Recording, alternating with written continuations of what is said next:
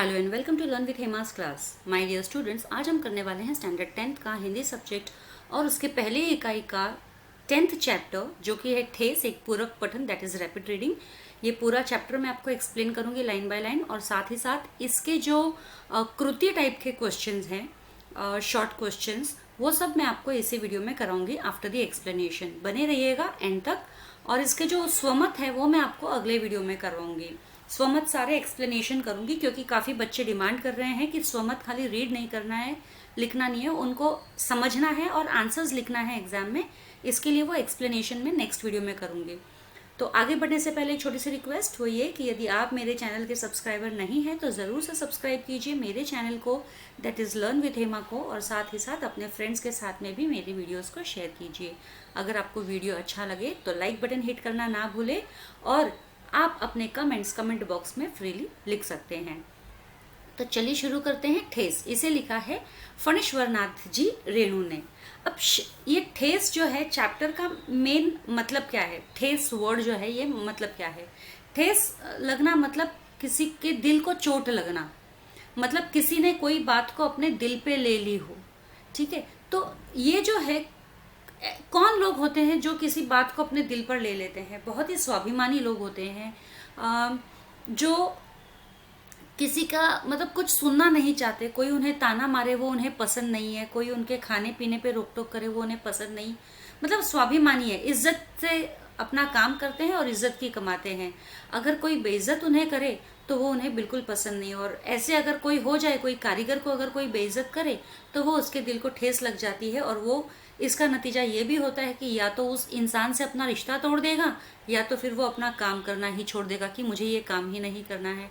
तो बहुत ही नाजुक ये जो चैप्टर है, बहुत ही नाजुक सेंटिमेंट्स से भरा हुआ है और बहुत ही ब्यूटीफुल ये चैप्टर है, कारीगरी के ऊपर चैप्टर है।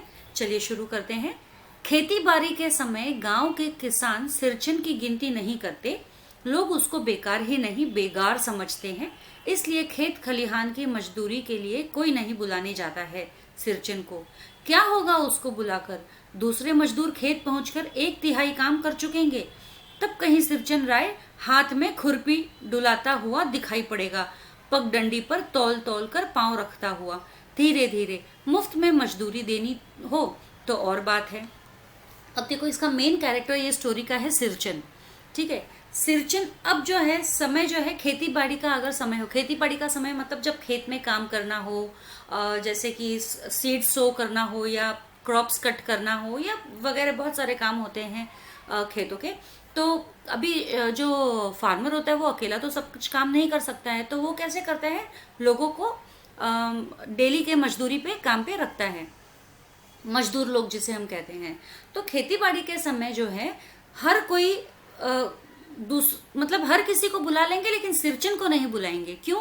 क्योंकि सिरचन जो है वो बिल्कुल किसी काम का नहीं है, उसको कोई मतलब गिनते ही नहीं है, कोई गिनती में ही नहीं आता है। वो तो एकदम बेकार ही नहीं, एकदम बेगार भी है, यानी कि मुफ्त में भी कोई उसे नहीं रखना चाहेगा, इतना बेगार है वो।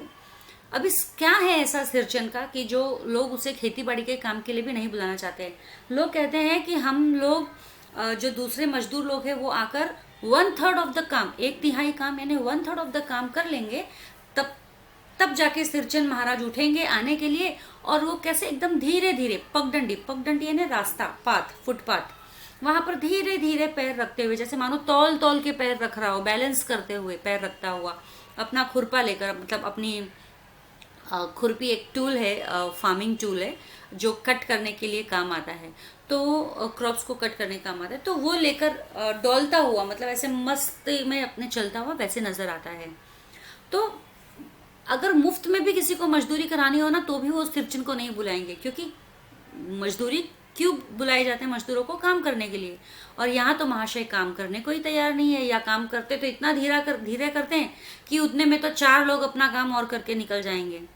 ठीक है, तो ये हमारा पहले पैराग्राफ यहाँ पे हो गया। आज सिरचन को मुफ्तखोर, कामचोर या चटोर कह ले कोई। एक समय था जब उसकी मड़ैया के पास बाबू लोगों की सवारियां बंधी रहती थी। उसे लोग पूछते ही नहीं थे, उसकी खुशामद भी करते थे। अरे सिरचन भाई, अब तो तुम्हारे ही हाथ में यह कारीगरी रह गई है सारे इलाके में। एक दिन का समय निकाल कर चलो, बड़े भैया की चिट्ठी आई है, शहर से सिरचन से एक जोड़ा चिक बनवा कर भेज दो। तो अब सिरचन जिसके बारे में हम ऊपर बात कर रहे हैं कि आज उसे कोई पूछने को तैयार नहीं है, ठीक है, आज कोई नहीं चाहता कि वो उनके साथ आए काम करे। लेकिन एक समय ऐसे था कि जब उसके झोपड़े के बाहर बाबू लोग है ना, बड़े सेठ लोग, उन लोगों की कतार लगती थी उसके झोपड़े के बाहर में। क्यों? क्योंकि सिरचन एक कारीगर था। वो ऐसी कारीगरी करता था जैसे पूरे गांव में या वहां पे आसपास में दूर दूर तक कोई कारीगरी नहीं कर पाता था। अब वो क्या, कौन सा, किस चीज का कारीगर था? अब जो पहले के जमाने में चटाइयाँ होती थी, लकड़ी के, बांस के, घास के बनी हुई चीजें होती थी जो हम यूज करते हैं हमारे घरों में, किचन में। इवन ब्लाइंड फोल्ड्स, कर्टन जो बोलते हैं हम, जो हम आज कपड़े के लगाते हैं, कई जगहों पे आज भी जो है वो वुड के, जो बारीक स्ट्रॉ टाइप ग्रास होता है उसके बने हुए होते हैं। तो वो उनकी बहुत डिमांड है। आज भी अगर हम वो कलरफुल, अगर लकड़ी के बने हुए, देखो अगर हम चीज लेंगे हैंडीक्राफ्ट जगहों से तो काफी महंगे आते हैं, क्योंकि वो हाथ से बने हुए रहते हैं। They are not machine made, हाथ से बने हुए रहते हैं और काफी समय लगता है उनको बनाने में। और कारीगर की कारीगरी मतलब उसमें एक नंबर, क्या बोले उसको। तो सिरचन ऐसा ही एक कारीगर था जो ये तीली, मतलब बांस की तीली से या इन चीजों से वो अपनी चीजें बनाता था। और उसके हाथ की कारीगरी में और दूसरों की कारीगरी में बहुत अंतर था। तो लोग उसके हाथ से बनाई हुई चीजों को ज्यादा प्रीफर करते थे। इवन दूर दूर तक रिश्तेदारों को भी पता है कि सिरचन क्या काम करते हैं। तो वो लोग भी यहाँ पर लोगों को कहते हैं चिट्ठी लिखकर कि हमें सिरचन से ये चीज बनवा कर भेज दीजिए, सिरचन से वो चीज बनवा कर भेज दीजिए। तो ऐसे जो बाबू लोग आते थे वो उनके घर के सामने, मतलब सिरचन के घर के सामने लाइन लगाते थे और उसकी खुशामद करते थे। खुशामद करते थे यानी तारीफ करते थे, ताकि वो उसकी तारीफ में आकर खुश हो जाए और उनका काम कर दे, ठीक है, मतलब ऐसी खुशामद करते थे। और कहते थे कि क्या सिरचन भाई, अब तो तुम्हारे ही हाथ में सारी कारीगरी है, तो एक दिन थोड़ा समय निकाल कर आ जाओ घर पे, क्योंकि बड़े भैया की चिट्ठी आई है। मतलब बड़े भाई ने चिट्ठी लिखकर भेजी है कि सिरचन से एक जोड़ा चिक बनाकर भेज दो। अभी चिक क्या है? पर्दा, मतलब जो एक बारीक बांस का बना हुआ वुडन कर्टन, पर्दा जो धूप से हमें बचाता है, ठीक है। ये आप अगर नेट पे सर्च करोगे तो आपको मिल भी जाएगा। मुझे याद है मेरी माँ जब कभी सिरचन को बुलाने के लिए कहती, मैं पहले ही पूछ लेता भोग क्या क्या लगेगा। तो ये राइटर जो है ये कह रहे हैं, मतलब फणीश्वर नाथ जी रेणु, ये अपने बारे में बता रहे हैं कि इनके गांव में एक कारीगर सिरचन नाम का ये था, तो उसके बारे में ये बता रहे हैं। तो ये फणीश्वर जी कह रहे हैं कि जब मैं छोटा था तो मुझे याद है कि मेरी माँ मुझे कभी कभी जब सिरचन को बुलाने के लिए कहती थी तो पहले मैं उनसे ये सवाल करता था कि आज भोग क्या क्या लगेगा। अभी सिरचन जो है उसको लोग क्या क्या नाम से कहते थे? मुफ्तखोर, कामचोर या चटोर। मुफ्तखोर यानी कि फ्री में आ जाता है बैठने खाने के लिए, कामचोर यानी काम धाम कुछ करना नहीं है, चटोर यानी कि जिसे तरह तरह की चीजें पकवान बनाकर खिला दो, खाने को तैयार बैठा रहता है, इसीलिए चटोर कहते हैं। तो इसीलिए ये जो फणीश्वर नाथ जी कहते हैं भोग क्या क्या लगेगा, कि यानी आज खाने में क्या क्या बनेगा, तो सिरचन को बुलाने के लिए एक ये लालच काफी है कि अब आपको बढ़िया खाना खिला देंगे। तो माँ हंसकर कहती, जा जा बेचारा मेरे काम में पूजा, भोग की बात नहीं उठाता कभी। तो माँ भी ऐसे ही ना हंसकर कह देती, अरे जा जा।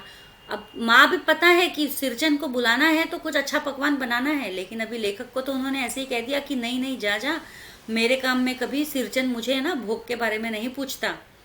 पड़ोस गांव की पंचानंद चौधरी के छोटे लड़के को एक बार मेरे सामने ही बेपानी कर दिया था सिरचन ने।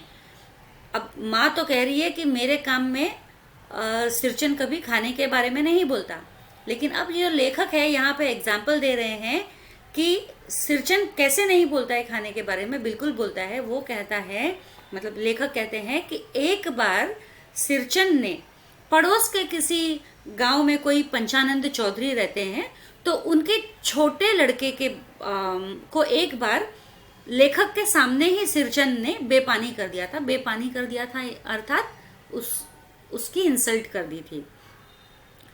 कैसे कहते, क्या कहा था सिरचन ने?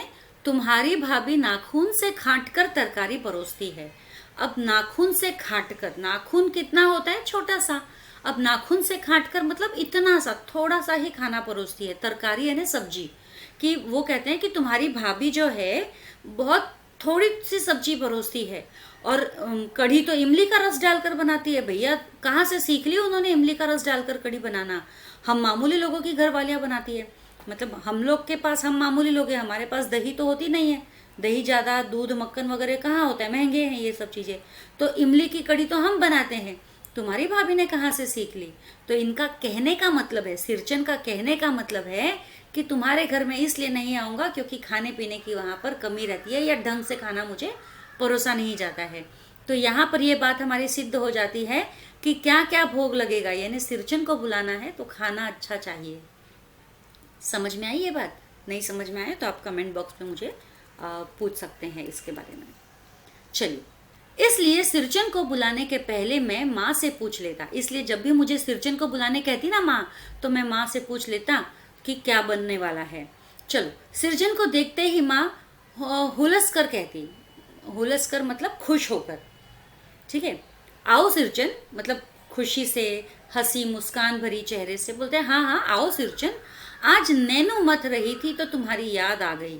नैनू मथ रही थी यानी मलाई, मलाई जब मथते हैं तो घी निकालते हैं ना मलाई से, तो वो तो नैनू मथ रही थी तो तुम्हारी याद आ गई। घी की खकोरन के साथ चूड़ा तुमको बहुत पसंद है ना।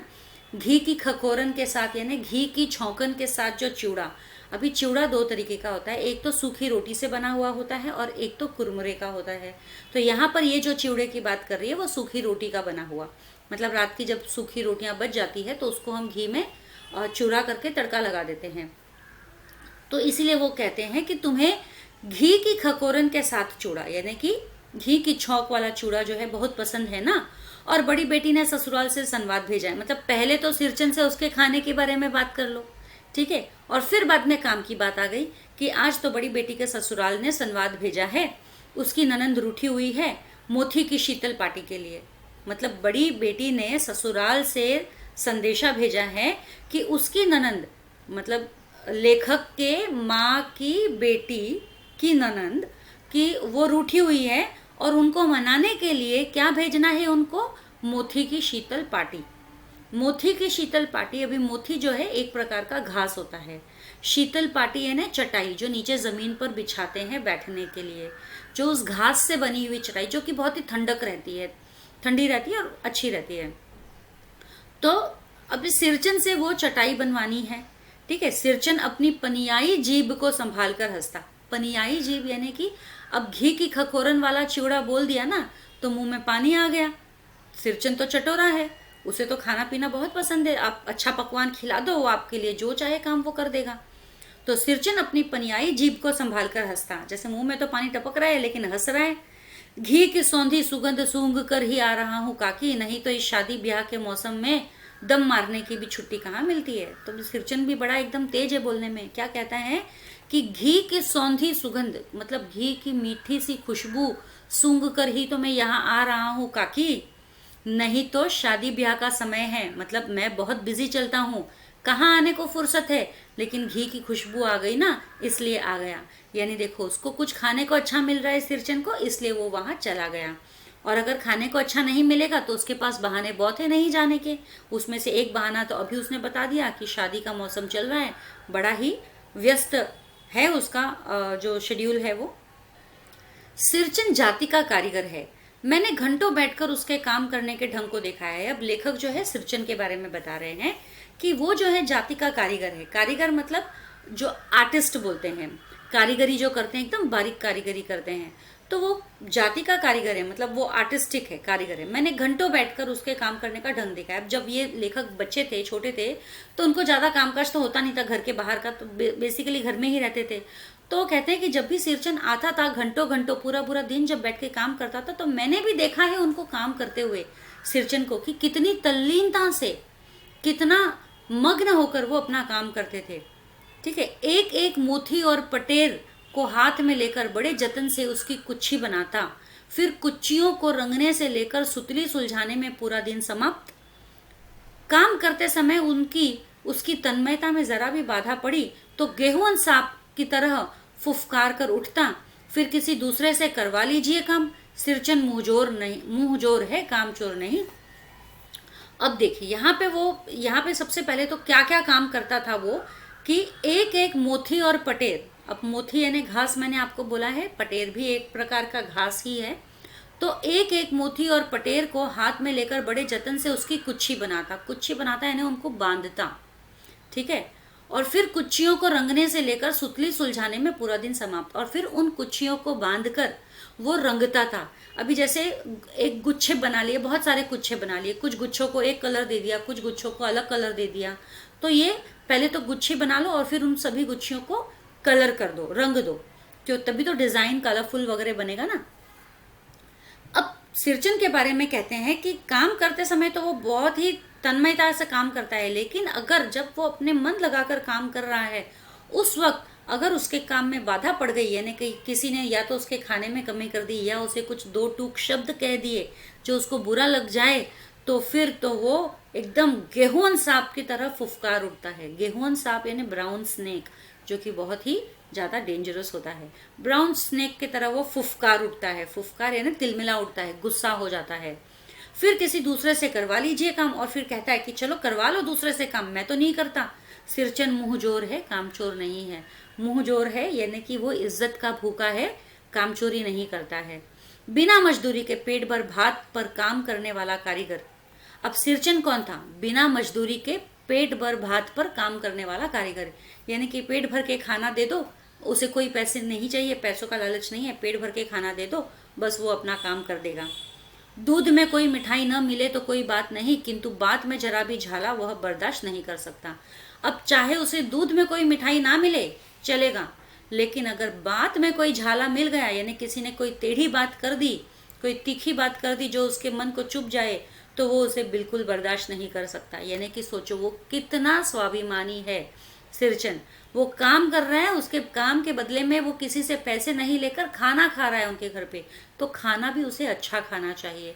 ऐसा ही बचा खुचा या कम घी वाला या बिना घी वाला वो सब खाना उसे नहीं चाहिए, या कम तीखा, वो सब नहीं चाहिए। अच्छा खाना चाहिए जो हम एक प्लेट में खाते हैं। सिरचन को लोग चटोर भी समझते हैं। अब सिरचन को लोग चटोर क्या होता है कि जो खाने पीने का शौकीन होता है। कोई खाने की चीज आई नहीं सामने की, बस उसे खाना है, मुंह में पानी आ जाता है। तो सिरचन को जो लोग चटोर भी समझते हैं। तली बघारी हुई तरकारी, तली बघारी हुई तरकारी मतलब अच्छे से तेल में या घी में फ्राई की हुई, मस्त तड़का दिया हुआ। दही की कढ़ी, और कढ़ी भी दही की चाहिए उन्हें। कढ़ी यानी वो जो कढ़ी दही की, बेसन की बनती है, छाछ बेसन की, तो उसको दही की कढ़ी चाहिए, मलाई वाला दूध चाहिए। इन सब का प्रबंध कर लो, तब सिरचन को बुलाओ। अगर आप इन सब चीजों की प्रबंध कर लोगे ना, किन किन चीजों की? तली बघारी हुई तरकारी, दही की कढ़ी या मलाई वाला दूध, इन सब चीजों की अगर आपने इंतजाम कर लिया तो वो आपके लिए आकर काम कर देगा। दुम हिलाता हुआ हाजिर हो जाएगा। दुम हिलाता हुआ हाजिर कर हो जाएगा मतलब वो बिना किसी आनाकानी के आ जाएगा, क्योंकि उसे पता है अगर काम करेगा तो ये सब खाने को मिलेगा, और खाने के लिए तो वो कुछ भी कर लेगा। खाने पीने में चिकनाई की कमी हुई कि काम की सारी चिकनाई खत्म। अब खाने पीने में चिकनाई खत्म हुई यानी कि अगर उनको बिना घी की बघारी हुई सब्जी दी है, बिना दही की कढ़ी दी है, बिना मलाई वाला दूध दिया है, तो जो चिकनाई अगर है खाने पीने में वो नहीं है, तो वो उसके काम की चिकनाई भी सारी खत्म हो जाती है। फिर वो काम अधूरा रखकर ही उठ खड़ा होगा। यानी कि खाना अगर आपने बिना उनके पसंद का दिया तो खाना वो तो खाएगा नहीं खाएगा पता नहीं, लेकिन वो काम तो बीच में ही उठकर छोड़ देगा और खड़ा हो जाएगा और कहेगा आज तो अब अध कपाली दर्द से माथा टनटना रहा है। अध कपाली दर्द से यानी कि आधा माथा जो है मेरा दुख रहा है, दर्द से टनटना रहा है, थोड़ा सा काम रह गया है, किसी दिन आकर पूरा कर दूंगा। यानी अब सिर्फ थोड़ा सा ही काम बच गया है तो किसी और दिन आकर पूरा कर दूंगा।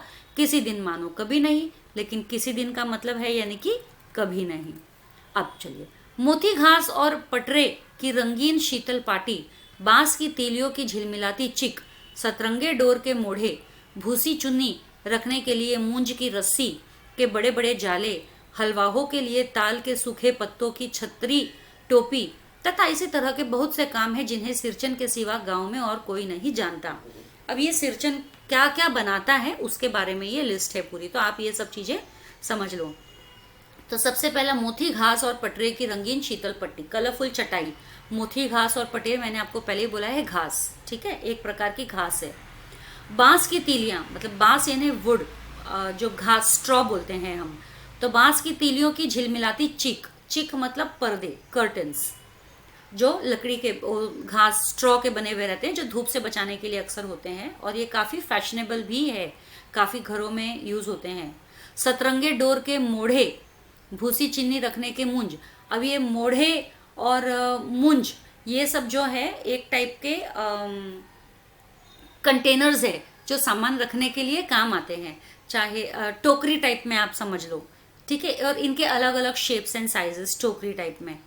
तो और बड़ी बड़ी रस्सी के जाले, जाले मतलब ये जो बहुत सारे बड़े बड़े हलवाई होते हैं तो वो ऊपर से सीलिंग से लटका कर रखते हैं ना जाले, जिसके अंदर सामान रखते हैं ताकि नीचे चूहे वगैरह का इनका कोई बचाव हो सके, ठीक है। और ऐसे छतरी टोपी, ताल के सूखे पत्तों की छतरी टोपी, ताल मतलब तालाब पे जो बड़े बड़े पत्ते ग्रो होते हैं, वो जो पत्ते सुखाते हैं और फिर उसके बाद में उनकी छतरी टोपी बनाते हैं। छतरी टोपी, ये बहुत सारे मंदिरों में जाते हैं ना, तो वहाँ पे जो प्रसाद देते हैं वो टोपियों में, टोकरियों में देते हैं। छतरी टोपी मतलब पत्तों से बनी हुई टोकरियाँ, इवन पत्तों से बनी हुई प्लेट्स भी होती है। तो उन सब से ये सब जो काम बनाते हैं, ये जो सिरचन जो काम बनाते हैं, चीज़ें बनाते हैं, उनके अलावा ये कारीगरी और किसी के पास नहीं मिलती, और कोई भी गांव में दूसरा नहीं बनाता, उसे जानते नहीं है कैसे बनाते हैं। यह दूसरी बात है कि अब गांव में ऐसे कामों को बेकाम का काम समझा जाने लगा है। लेकिन अब ये दूसरी बात हो गई कि अब आजकल ये काम जो है ज़्यादा लोग करवाते नहीं है, क्योंकि इस टाइप के काम को लोग बेकाम समझने लग गए हैं। बेकाम समझने लग गए हैं इन द सेंस, आजकल इन सब के रिप्लेसमेंट ना काफ़ी चीज़ें, जैसे प्लास्टिक आ गया है, प्लास्टिक से चीज़ें बनाते हैं, स्टील के ले लेते हैं, या फैशनेबल दूसरी काफ़ी चीज़ें मिलती है, या नई नई आविष्कार होते हैं मार्केट में, तो नई चीज़ें आती हैं। तो इन चीज़ों को आजकल लोग इतना तवज्जो नहीं देते हैं, इतनी इंपॉर्टेंस नहीं देते। बेकाम का काम जिसकी मजदूरी में अनाज या पैसे देने की कोई ज़रूरत नहीं है, मतलब ये काम भी उन लोगों को इतना बेकार का लगता है लोगों को कि आजकल इसके बदले में कि ये काम कराना है तो इसके बदले में उनको किसी तरह का कोई अनाज या पैसा देने की ज़रूरत भी नहीं है। पेट भर खिला दो, मतलब ये काम के लिए आप क्या कर दो, पेट भर खिला दो, काम पूरा होने पर एक आध पुराना धुराना कपड़ा देकर विदा करो। अगर काम पूरा हो जाए तो एक आधा पुराना कपड़ा देकर उनको विदा कर दो, मतलब भेज दो। कोई ज़रूरत नहीं है उनको पैसे देने की या अनाज देने की। खाना खिला दो और एक आधा कोई पुराना कपड़ा दे दो, काम पुराना होने के बाद में वह कुछ भी नहीं बोलेगा। तो सिरचन जो है वह कुछ भी नहीं बोलेगा, चुपचाप जो भी उसे दिया जाएगा वो ले लेगा और वहाँ से चला जाएगा, ठीक है। कुछ भी नहीं बोलेगा ऐसी बात नहीं, सिरचन को बुलाने वाले जानते हैं कि सिरचन बात करने में भी कारगर है। अब वो कुछ भी नहीं बोलेगा ऐसी बात नहीं है, जो सिरचन को जानते हैं लोग, जो सिरचन को बुलाते हैं, उन सभी को पता है कि सिरचन बोलने में भी कारगर है, मतलब वो कारीगरी जितनी अच्छी करता है उतना ही अच्छा बोलता भी है। महाजन टोले के भज्जू महाजन की बेटी सिरचन की बात सुनकर तिलमिला उठी थी। अब वो एक किस्सा और सुना रहे लेखक कि एक बार महाजन टोले के भज्जू महाजन की बेटी, मतलब महाजन जो परिवार वाले हैं उनमें से एक भज्जू महाजन है, उनकी बेटी ने सिरजन की बात सुनकर तिलमिला उठी थी। सिरजन ने कुछ बोला होगा, सिरजन की बात सुनकर वो गुस्सा हो गई। ठहरो, बोलती है, मैं माँ से जाकर कहती हूँ इतनी बड़ी बात। तो कहती है ठहरो, मैं अभी माँ से जाकर कहती हूँ इतनी बड़ी बात तुम्हारी। बड़ी बात ही है बिटिया, बड़े लोगों की बस बात ही बड़ी होती है, नहीं तो 2-3 पटेर की पार्टियों का काम सिर्फ खेसारी का सत्तू खिलाकर कोई करवाए भला?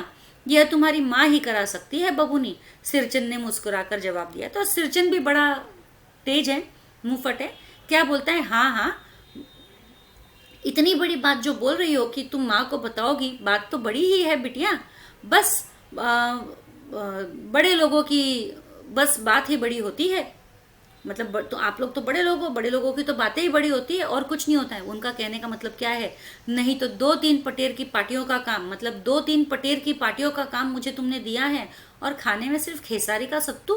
खेसारी मतलब एक प्रकार की दाल, जैसे बेसन वगैरह समझ लो आप, दाल का सत्तू, ठीक है, उसका बना हुआ कुछ सामान खिलाकर कोई करवाए भला? मतलब आप मुझसे 2-4 पटेर का काम करवा रहे हो और उसमें मुझे सिर्फ खिलाने के लिए आपने ये खेसारी का सत्तू खिला रहे हो? यह तुम्हारी माँ ही कर सकती है बबूनी। बबूनी मतलब बिटिया, ये तो तुम्हारी माँ ही कर सकती है, सिरचन ने मुस्कुराकर जवाब दिया था।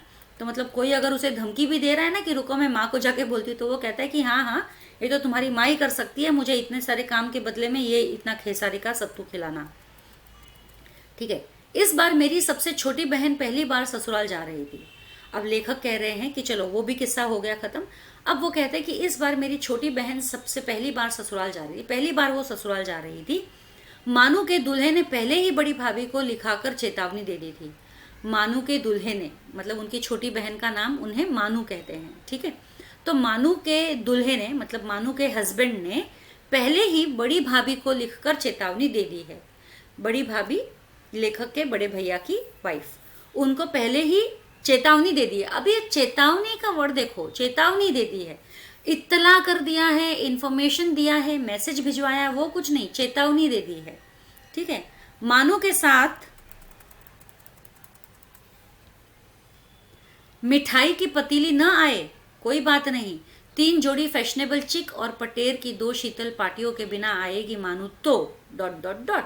तो मानू के दूल्हे ने क्या भेज दिया चेतावनी कि अगर मानू के साथ आप मिठाई ना भेजो तो भी चलेगा, कोई बात नहीं, लेकिन उसके साथ 3 जोड़ी फैशनेबल चिक यानी कि 3 पेयर्स ऑफ कर्टन फैशनेबल, और पटेर की 2 शीतल पाटियां और पटेर की 2 चटाइयां, उसके बिना अगर मानू आएगी तो कहने का तात्पर्य है तो हम उसे वापस भेज देंगे। मतलब ये चीजें तो चाहिए ही चाहिए।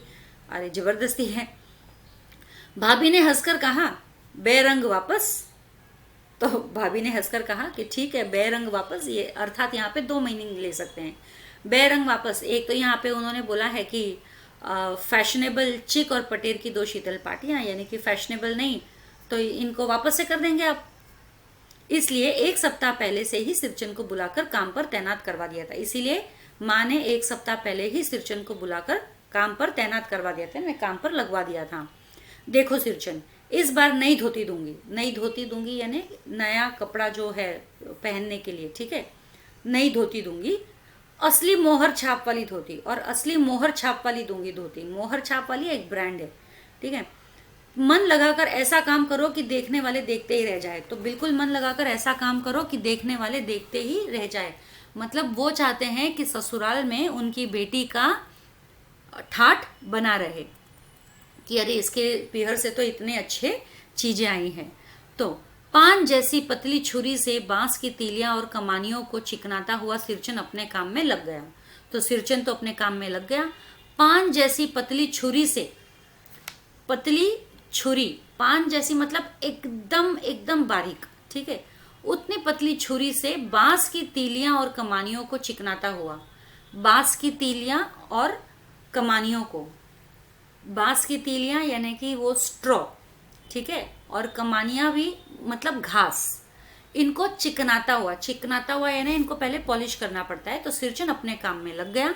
रंगीन सुतलियों में झब्बे डालकर वह चिक बुनने बैठा। रंगीन सुतलियों में, रंगीन सुतलियां, सुतलियां यानी धागे, ठीक है, तो उनमें झब्बे डालकर मतलब धागों का जो पूरा बंडल जो है, और वह बंडल में उसने क्या किया, एक एक धागा निकाला और ये जो बाम्बू स्टिक्स है उनको उसने एक में एक ऐसे बुनना चालू किया, क्योंकि एक से एक उसको सीना पड़ेगा ना, तब जाके वो एक सीधा प्लेन चीज बनेगा। 1.5 हाथ की बिनाई देखकर ही लोग समझ गए कि इस बार एकदम नए फैशन की चिक बन रही होगी। 1.5 हाथ, ये एक मेजरमेंट यहाँ पे बताया गया है, 1.5 हाथ की चिक, मतलब 1.5 हाथ का बुनाई देखकर ही लोग समझ गए कि इस बार तो एकदम ही फैशनेबल चीज, बहुत ही नई डिजाइन वाली चीज बन रही है।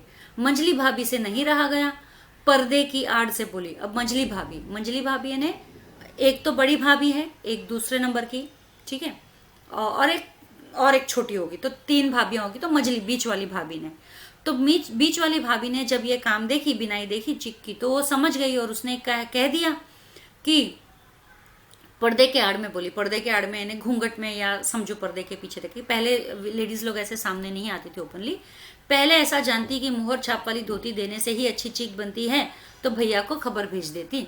तो कहते हैं कि पहले से अगर पता चलता कि अगर मोहर की छाप वाली धोती देने पर ही ऐसी बढ़िया चीज मिल रही है तो मैं अपने भी भैया को खबर भेज देती, वो भी आपको मोहर छाप वाली धोती भिजवा देते हैं। काम में व्यस्त सिरचन के कानों में बात पड़ गई। अब सिरचन भले ही काम में व्यस्त था, लेकिन उसके कानों में बात तो पड़ गई। बोला, मोहर छाप वाली धोती के साथ रेशमी कुर्ता देने पर भी ऐसी चीज नहीं बनती बहुरिया। तो बहुरिया कहते हैं, मतलब बहुओं को बहुरिया कहते थे। तो वो क्या कहते हैं कि अगर तुम मोहर छाप वाली धोती के साथ में अगर मुझे रेशमी कुर्ता भी देती ना, तो भी ऐसी चीज नहीं बनती बहुरिया। मानू दीदी का दूल्हा अफसर आदमी है, मतलब मानू दीदी काकी की सबसे छोटी बेटी है। एक तो मानू दीदी काकी की सबसे छोटी बेटी है और प्लस उनका दूल्हा जो है अफसर आदमी है, तो उसकी ठाट तो बनी रहनी चाहिए ना। मंजली भाभी का मुंह लटक गया। अब जो मंजली भाभी है जिनकी बात पर सिरचन ने ऐसे जवाब दिया तिरछा, तो वो उनका मुंह तो छोटा सा हो गया, उनको नाराज हो गई वो। तो मेरी चाची ने फुसफुसा कर कहा, तो ये कहते हैं कि मेरी जो चाची है मतलब उनके मम्मी की छोटी देवरानी, उसने फुसफुसाकर कहा, फुसफुसाकर यानी धीरे से उसके कान में कहा कि मोहर छाप वाली धोती नहीं बहू, मूंगिया लड्डू। यानी कि ये मोहर छाप वाली धोती के लिए काम नहीं कर रहा है, मूंगिया लड्डू। मूंगिया लड्डू यानी मूंग के दाल के बने हुए लड्डू। बेटी की विदाई के समय रोज मिठाई जो खाने को मिलेगी, अब बेटी जो विदा होने वाली है तो रोज मिठाई खाने को मिलेगी ना, इसलिए वो यहाँ आ रहा है। मोहर छाप वाली धोती के लिए नहीं आता है। देखती है ना, देख रही है ना। दूसरे दिन चिक की पहली पांति के 7 तारे जगमगा उठे। 7 रंग के सत भैया तारा। अपने काम में मगन सिरचन को खाने पीने की सुध नहीं रहती। चिक में सुतली के फंदे डालकर उसने पास पड़े सूप पर निगाह डाली। चिवरा और गुड़ का एक सूखा ढेला। मैंने लक्ष्य किया, सिरचन की नाक के पास 2 रेखाएं उभर आई। मैं दौड़कर माँ के पास गया। माँ, आज सिरचन को कलेवा किसने दिया है? सिर्फ चिवरा और गुड़। अभी दूसरे दिन जब सिरचन काम पे लगा तो चिक की पहली पाती मतलब एक पहला लेयर जो है, फर्स्ट लाइन जो है तैयार हो गई थी। अब जो फर्स्ट लाइन जो फैशनेबल जो बनी थी उसमें 7 चारे भी जगमगा उठे थे और 7 रंग थे, 7 तारे, 7 रंग और सत भैया तारा। जैसे मानो सप्त तारा होता है ना, आसमान में एक कॉन्स्टलेशन है सप्त तारा, तो जैसे मानो वैसा उन्होंने इतना ब्यूटीफुल वो बना दिया था। अब सिरचन तो अपने काम में मगन था, खाने पीने की सुध भी उन्हें नहीं थी। और वो चिक में सुतली के फंदे, सुतली यानी कि रस्सी, धागे के फंदे जो डाल रहे थे, लेकिन उनकी है ना वो ये काम करते करते अपने पास में नजर पड़ी नाश्ते पर। तो नाश्ते में क्या रखा हुआ था वहां पे? थोड़ा सा चिवरा और गुड़ का एक सूखा ढेला। चिवरा रखा हुआ था और गुड़ का ढेला रखा हुआ था। तो मैंने लक्ष्य किया, मतलब लेखक कहते हैं कि मैंने देखा कि जैसे ही सिरचन ने उस नाश्ते को देखा, उसका नाक जो है उस पर 2 रेखाएं उभर गई, यानी नाक उन्होंने चढ़ा दिया कि छी ये का नाश्ता है। तो जब मैंने ये देखा तो मैं दौड़कर माँ के पास में गया कि माँ, आज सिरचन को कलेवा किसने दिया? आज सिरचन को नाश्ता किसने दिया? सिर्फ चिवरा और गुड़। उनको सिर्फ चिवरा और गुड़ ही दिया। माँ रसोई घर के अंदर पकवान आदि बनाने में व्यस्त थी। बोली, अरे मंजली, सिरचन को बूंदिया क्यों नहीं देती? तो माँ जो है रसोई घर में तो अपने पकवान बनाने में बिजी थी। तो एकदम से माँ बोल पड़ी मजली भाभी को कि अरे तूने सिरचन को बूंदिया क्यों नहीं दिया? बूंदिया ने बूंदी जो मीठे बूंदी होते हैं, बूंदी के लड्डू वगैरह, तो बूंदिया क्यों नहीं दिया? बूंदिया मैं नहीं खाता काकी, सिरचन के मुंह ने चिवरा भरा हुआ था, गुड़ का ढेला सूप में एक किनारे पर पड़ा रहा अछूता। अब वो बोलते हैं कि अब सिरचन ने तो सुन लिया। सिरचन कहता है कि बूंदिया मैं नहीं खाता काकी, और सिरचन ने चिवरा तो खा लिया। अब चिवरा मुंह में भरा हुआ था, खा रहा था, गुड़ की ढेली उसने एक तरफ प्लेट में रख दी। माँ की बोली सुनते ही मछली भाभी की भौहें तन गई। अब भौहें तन गई मतलब जैसे मानो उनको गुस्सा आया, ओ इतना बड़ा ये नहीं खाता। मुट्ठी भर बूंदिया सूप में फेंक कर चली गई। तो उसने क्या किया, मुट्ठी भर बूंदी जो लिया और उसके प्लेट में फेंक कर चली गई। सिरचन ने पानी पीकर कहा, सिरचन ने पानी पिया और कहा, मंजली बहुरानी अपने मैके से आई हुई मिठाई भी इसी तरह हाथ खोलकर बांटती है क्या? मतलब उसने एकदम सरकाज़म में कहा कि आपके मैके से अगर कोई मिठाई आती तो क्या इसी तरह खुले हाथ से बांटती? क्या खुले हाथ से बांटती? उसका मतलब ऑपोजिट है, क्योंकि मछली भाभी ने तो सिर्फ मुट्ठी भर ही दिया था ना बूंदिया। मुट्ठी भर यानी कितना थोड़ा सा आता है एक मुट्ठी में, तो इतना सा ही दिया है। यानी कि आपके मैके से भी आए तो इसी तरह से हाथ खोलकर, यानी कहना चाह रहा है कि इसी तरह कंजूसी से बांटती हो मिठाई, मैके से मिठाई आती है तो बस मंजली भाभी अपने कमरे में बैठकर रोने लगी। अभी सिरचन ने इतना बोला कि मंजली भाभी जो है अपने कमरे में बैठकर रोने लगी। चाची ने माँ के पास जाकर कहा, तब चाची ने माँ के पास जाकर कहा, मुंह लगने से सिर पर चढ़ेगा ही, किसी के नहर ससुराल की बात क्यों करेगा वह? तो चाची ने तो माँ से कह दिया कि देखो आप उसके मुंह लगे हो, इसके लिए तो वो इतनी बातें कर रहा है। मुंह लगना यानी कि एकदम फ्रीली बात करना, किसी को आज़ादी दे देना आपसे बात करने की। तो देखो कितना सिर चढ़कर बोलता है, किसी के पीहर या ससुराल की बात क्यों करना? ठीक है, तो मंजली ये भी गलत ही है, पीहर ससुराल के बारे में क्यों कहना किसी को, वो ठेस लग जाती है ना, चोट लग जाती है। मंजली भाभी माँ की दुलारी बहू है, अब माँ की तो एकदम ही फेवरेट बहू है मछली भाभी। माँ तमक कर बाहर आई, तमक कर यानी गुस्से में, सिरचंद तुम काम करने आए हो, अपना काम करो। तो सिरचंद से कहने लगी तुम काम करने आए हो तो काम करो, बहुओं से बात कुट्टी करने की कोई जरूरत नहीं है, बहुओं से बतियाने की कोई जरूरत नहीं है, मतलब उनको कुछ बोलना करने की कोई जरूरत नहीं है। जिस चीज की जरूरत हो मुझसे कहो, अगर तुम्हें कुछ चाहिए तो मुझसे कह दो। सिरचंद का मुंह लाल हो गया। अभी सिरचंद को भी गुस्सा आ रहा था, उसका भी मुंह लाल हो गया। उसने कोई जवाब नहीं दिया। तो सिरचंद ने कोई जवाब नहीं दिया, बांस में टंगे हुए अधूरे चिक में फंदे डालने लगा। अब वो वहां पे बांस में जो चिक पड़ी थी वहां पे अधूरे जो थे काम वो उसमें वहां पे फंदे डालने लगा। मानू पान सजाकर बाहर बैठ खाने में भेज रही थी। अब मानू जो है उसने पान सजाया और बाहर बैठक खाने में भेज रही थी, मतलब बैठक खाने में जो बाहर की बैठक होती है हॉल के अलावा, जहाँ पे सभी लोग आते हैं बैठते हैं, घर के पुरुष व्यक्ति बेसिकली बैठते हैं, तो वहां पर वो पान लेकर जा रही थी सजाकर। तो चुपके से पान का एक बीड़ा सिरचन को देती हुई इधर उधर देखकर बोली।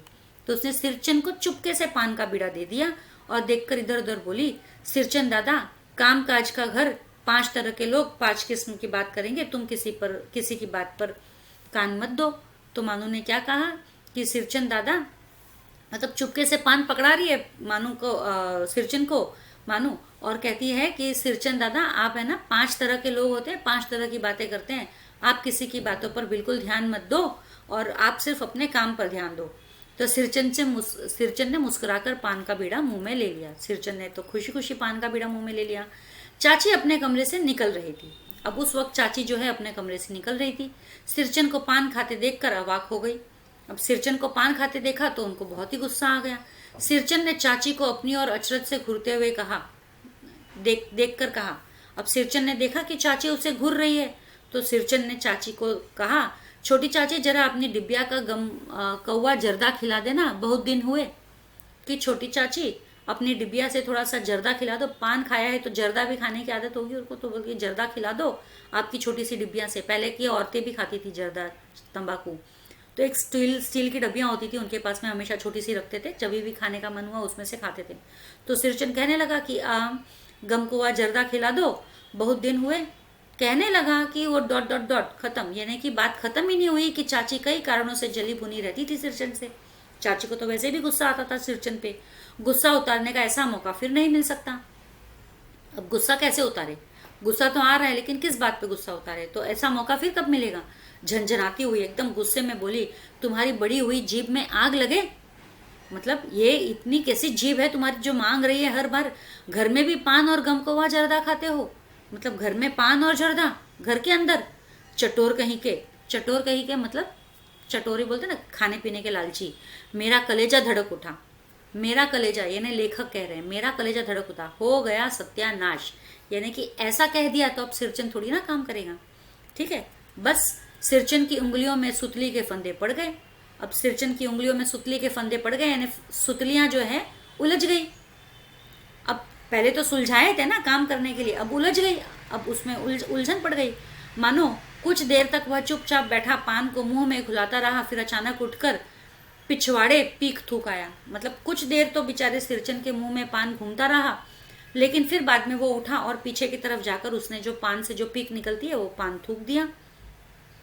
अपनी छुरी हंसिया वगैरह समेट संभाल कर झोले में रखे, मतलब जो भी सामान वो लेकर आया था अपने साथ में ये सब काम करने के लिए, जैसे कि छुरी हंसिया वगैरह ये सब उसने समेट कर अपने झोले में रख दिए। टंगी हुई अधूरी चीक पर एक निगाह डाली, और एक जो चीक उसने बना रखी थी वो अधूरी थी ना, उस पर एक निगाह डाली, एक नजर देखी और हनहनाता हुआ आंगन से बाहर निकल गया। और हनहनाता हुआ यानी गुस्से में बड़बड़ाता हुआ वो आंगन से बाहर निकल गया। मानू कुछ नहीं बोली, चुपचाप अधूरी चिक को देखती रही। सातों तारे मंद पड़ गए। तो मानू तो कुछ नहीं बोल पाई, लेकिन चुपचाप उस अधूरी पड़ी चिक को देखती रह गई, और जो 7 तारे उसमें पहले जगमगा रहे थे वो सारे के सारे जैसे मानो फीके पड़ गए। मैं सिरचन को मनाने गया, देखा एक फटी हुई शीतल पाटी पर लेकर वह कुछ सोच रहा था। तो जब मैं सिरचन को मनाने गया तो मैंने क्या देखा कि एक फटी हुई चटाई पर वह लेटा हुआ था और कुछ सोच रहा था। मुझे देखते ही बोला, बबुआ जी अब नहीं, कान पकड़ता हूँ अब नहीं। तो जैसे ही मैं गया, क्योंकि उस सिरचन को समझ गया कि मैं गया हूँ, तो वो समझ गया कि मैं उसे मनाने ही गया हूँ। तो सिरचन ने कह दिया कि बबुआ जी अब नहीं, कान पकड़ता हूँ अब नहीं, मतलब अब मैं अपने कान पकड़ता हूँ, अब तो बिल्कुल नहीं।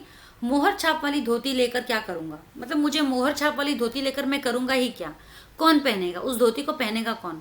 ससुरी खुद मरी, बेटे बेटियों को भी ले गई, मतलब मेरी पत्नी तो मरी लेकिन अपने बच्चों को भी लेकर मर गई। हाँ बबुआ जी, मेरी घरवाली जिंदा रहती तो मेरी ऐसी दुर्दशा भोगता, मतलब वो कहते हैं कि अगर मेरी घरवाली जिंदा होती तो क्या मेरी ऐसी दुर्दशा होती। ठीक है, यह शीतल पाटी उसी की बुनी हुई है, जिस शीतल पाटी पे मैं सोया हूँ यह उसी की बुनी हुई है। इस शीतल पाटी को छूकर कहता हूँ अब यह काम नहीं करूँगा, तो मतलब मैं कसम खाता हूँ इस शीतल पाटी को, मेरे पत्नी द्वारा बनाई गई शीतल पाटी पर को छूकर कसम खाता हूँ कि अब यह काम और नहीं करूँगा। गांव भर में तुम्हारी हवेली में मेरी कदर होती थी, अब क्या, पूरे गांव में सिर्फ तुम्हारी हवेली पर मेरी कदर होती थी, लेकिन अब तो वो भी नहीं। मैं चुपचाप वापस लौट गया। तो लेखक समझ गए, मानने वाले तो है नहीं, तो मैं चुपचाप वापस लौट गया। समझ गया कलाकार के दिल में ठेस लगी है। तो यहाँ पे कलाकार के दिल में, यानी कि सिरचन एक कलाकार ही था ना, इतना सुंदर चीजें बनाता था कि लोग उसे बुलाते थे, तो उसके दिल पर ठेस लग गई है, वह नहीं आ सकता, अब वह नहीं आएगा। क्योंकि कलाकार को अगर आप तारीफ करो तो वो और अच्छा करेगा, बेहतर, और अगर आप उसके काम में या उसके लिए कुछ कहो अनाप शनाप तो वो बुरा मान जाएगा और उसके दिल को ठेस लग जाएगी। ठेस लग गई तो वो बिल्कुल काम नहीं करेगा। बड़ी भाभी अधूरी चीख में रंगीन छींट की झालर लगाने लगी। अब जो अधूरी छींक थी, बड़ी भाभी ने क्या किया, उस पर रंगीन छींट की झालर लगाने लग गई। यह भी बेजा नहीं दिखलाई पड़ता, क्यों मानो कि यह भी बेजा नहीं दिखाई पड़ता, यानी कि ये भी खराब नहीं लग रहा है, क्यों मानो। और मानो को पूछ रही है। मानो कुछ नहीं बोले। अब मानो क्या बोले, जैसा है वैसा सही बेचारी। किंतु मैं चुप नहीं रह सका, चाची और मंझली भाभी की नजर न लग जाए इसमें भी। लेकिन मैं तो चुप नहीं रह सका, मैंने तो कह दिया अच्छा तो लग रहा है, लेकिन चाची और मंझली भाभी की नजर ना लग जाए इसमें भी। क्योंकि मेन कल्प्रिट तो चाची और मंझली भाभी के वजह से ही सिरचन जो है ऐसा चला गया हनहनाता हुआ, हिनहिनाता हुआ। ठीक है, तो मानू को ससुराल पहुंचाने मैं ही जा रहा था। अब मानू को ससुराल पहुंचाने तो मैं ही जा रहा था। स्टेशन पर सामान मिलाते समय देखा मानू बड़े जतन से अधूरी चिक को मोड़ कर लिए जा रही थी। तो जब स्टेशन पर मैं सामान रखने गया तो वहां पर मैंने देखा कि मानू उस अधूरी चिक को बड़े ही संभाल कर जतन से वो लिए जा रही है, और अपने हाथ में मानू ने उस चिक को अपने हाथ में रख रखी है। मन ही मन सिरचन पर गुस्सा आया। अब वो चिक से इतनी खुश तो नहीं थी, लेकिन क्या करे, लेकिन इस बात से मुझे अब सिरचन पर बहुत गुस्सा आया। चाची के सुर में सुर मिलाकर कोसने को जी हुआ। अब लेखक को इतना गुस्सा आया कि जैसे चाची बोल रही थी वैसे इसका भी मन हो रहा था, लेखक का भी मन हो रहा था कि सिरचन को कोसूं, कामचोर चटोर की। वो कामचोर और चटोरी तो है, नहीं तो काम क्यों अधूरा छोड़े। गाड़ी आई, सामान चढ़ाकर मैं दरवाजा बंद कर रहा था कि प्लेटफॉर्म पर दौड़ते हुए सिरचन पर नजर पड़ी। बबुआ जी, उसने दरवाजे के पास आकर पुकारा। अब गाड़ी आई, सामान चढ़ा दिया। मैं जैसे ही दरवाजा बंद करने लगा देखा तो वो सिरचन दौड़ता हुआ आ रहा है प्लेटफॉर्म पर, और उसने कहा कि बबुआ जी, दरवाजे पर पास आकर पुकारा। क्या है? मैंने खिड़की से गर्दन निकालकर झिड़की के स्वर में कहा। झिड़की यानी गुस्से वाले, क्या है ना। तो सिरचन ने पीठ पर लदे हुए बोझ को उतारकर मेरी ओर देखा। दौड़ता आया हूँ। तो उसने, सिरचन ने क्या किया था, पीठ पर कोई बोझा लदा हुआ था, तो वो उसने उतारते हुए कहा कि चलो दौड़ता हुआ आया हूँ, दरवाजा खोलिए, मानू दीदी कहाँ है, एक बार देखूं। मतलब मैं दौड़कर आ रहा हूँ, दरवाजा तो खोलिए, मानू दीदी को देखना है। मैंने दरवाजे खोल दिए। तो लेखक ने दरवाजा खोल दिया। सिरचन दादा, मानू इतना ही बोल सकी, मानू इतना ही बोल पाई, सिरचन दादा। खिड़की के पास खड़े होकर सिरचन ने हकलाते हुए कहा, यह मेरी ओर से है। अब मानू तो बेचारी क्या बोले ना, उसका तो मन पूरा, दिल पूरा टूट चुका था। लेकिन जब वो सिरचन सामने आया तो वो सिर्फ इतना ही बोल पड़ी, सिरचन दादा आप। तो सिरचन दादा ने क्या कहा कि उन्होंने कि ये मेरी ओर से सब चीजें है दीदी। मतलब सिरचन ने जो मानू के ससुराल में मंगवाया गया था ना, वो सारी चीजें सिरचन बनाकर ले आया था। और वो सिरचन अब मानू से कह रहा है कि ये मेरी तरफ से है दीदी, सभी चीजें हैं। क्या क्या चीजें थी? शीतल पाटी थी, चिक थी, एक जोड़ी आसन कुश की थी। कुश का आसन मतलब बैठने के लिए जो आसन यूज करते हैं वो। कुश यानी कि वो स्ट्रॉ का बना हुआ। और गाड़ी चल पड़ी। मानू मोहर छाप वाली धोती का दाम निकाल कर देने लगी। गाड़ी तो चल पड़ी, मानू क्या करी, अब मोहर छाप की धोती तो दे नहीं पा रही है, जो कि उसकी माँ ने प्रॉमिस किया था। तो मानू ने सोचा चलो उसके दाम ही निकाल कर दे दूं। सिरचन ने जीभ को दांत से काटकर दोनों हाथ जोड़ लिए। सिरचन ने जैसे मानो जीभ दोनों दांतों के बीच में निकाल कर कहा कि माफ करो दीदी, दोनों हाथ जोड़ लिए। मानू फुट फुट कर रो रही थी और मानू जोर जोर से रोने लग गई। मैं बंडल को खोलकर देखने लगा।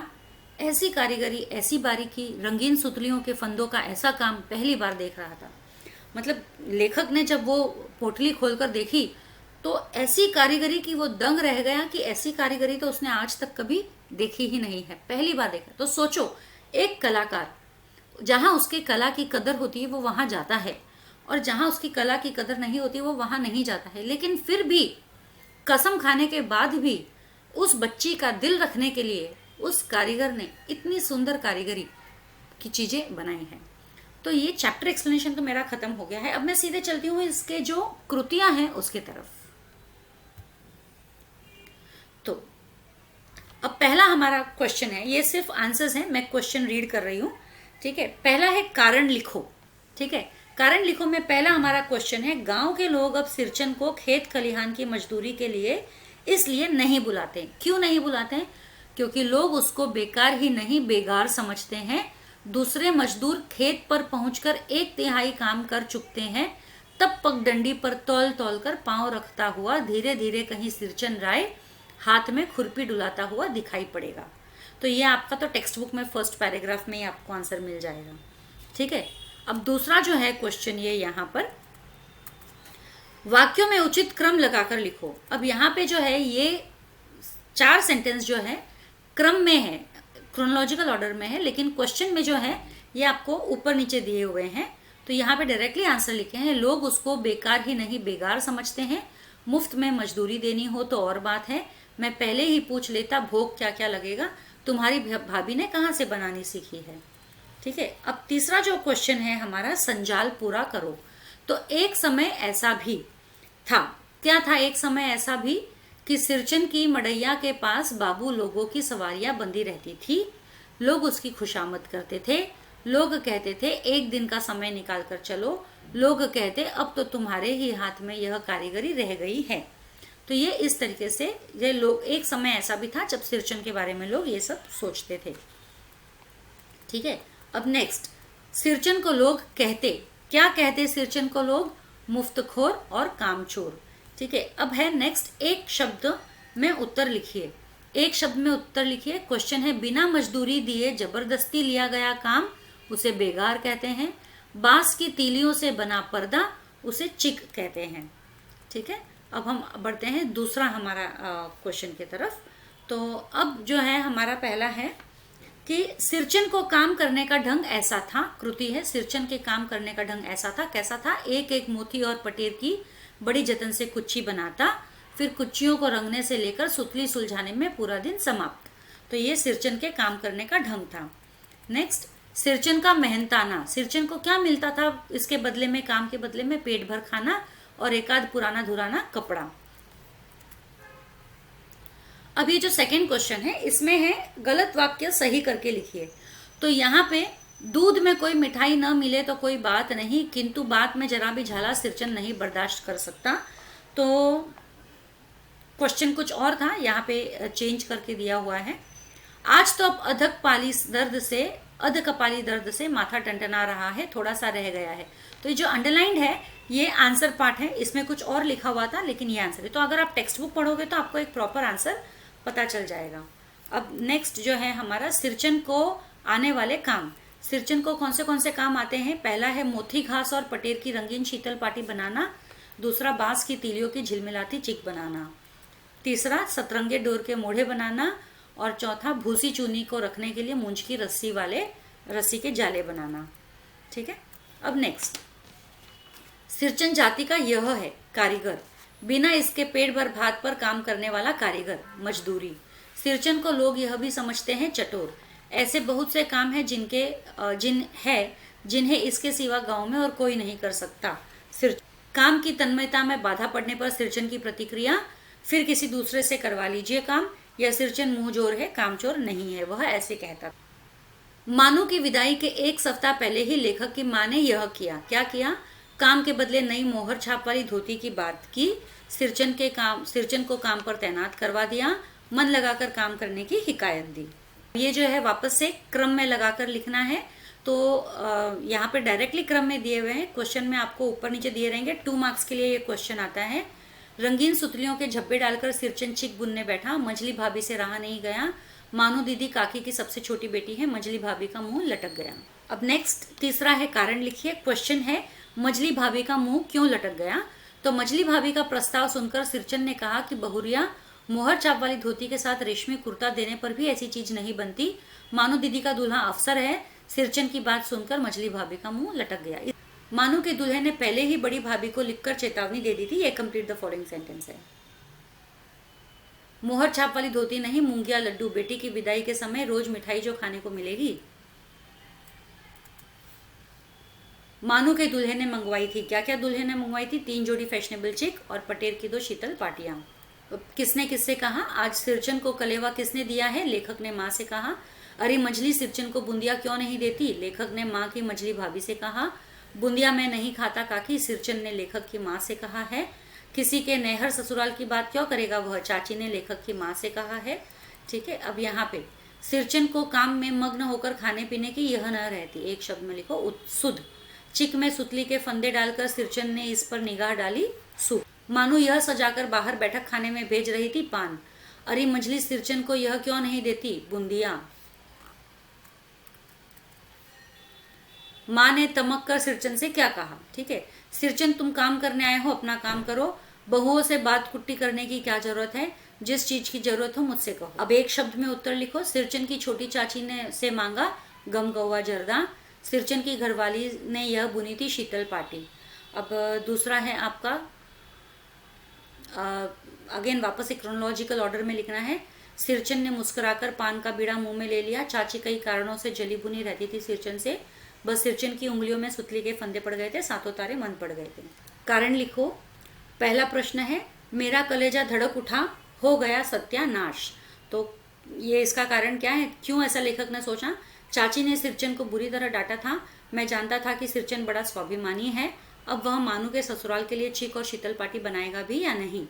ठीक है, फिर सातों रंग मंद पड़ गए, ये इसका कारण लिखो। सिरचन बड़ा स्वाभिमानी था, चाची ने उसे बुरी तरह डांटा तो वह उस चिक को जिसे उसने बड़े मन से बनाना शुरू किया था अधूरा ही छोड़ चला गया। अब किसने किससे कहा? यह भी बेजा नहीं दिखलाई पड़ता क्यों मानू? बड़ी भाभी ने मानू से कहा है। चाची और मछली भाभी की नजर न लग जाए इसमें भी लेखक ने बड़ी भाभी से कहा है। मानू दीदी कहाँ है? एक बार देखूं, सिरचन ने लेखक से कहा है। यह मेरी ओर से है, सब चीजें है दीदी, सिरचन ने मानू से कहा है। ये वापस एक क्रम में लगाने वाले हैं क्वेश्चन। मानू कुछ नहीं बोली बेचारी, ये मेरी ओर से है, सब चीजें है दीदी।